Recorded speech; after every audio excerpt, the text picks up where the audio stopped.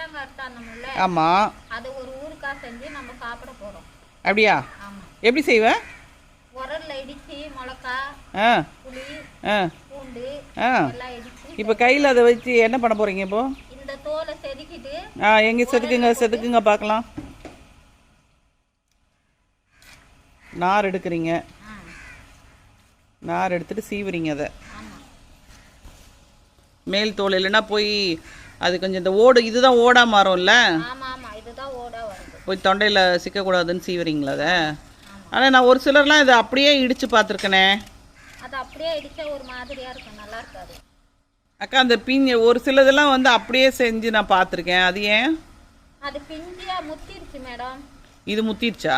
இது முத்திருச்சு, பிஞ்சியா நம்ம அறுக்கல அவ்வளவுதான். பிஞ்சா இருந்தா அப்படியே இடிச்சுக்கலாம். இது வந்து இது பார்த்தாவே எனக்கு கொஞ்சம் பழாற மாதிரி இருக்கு. ஒரு சிலதெல்லாம் உள்ள கொட்டையா வந்த மாதிரி தெரியுது. பச்சை கொட்டையா இருக்குது, அரை கொட்டை. ஓ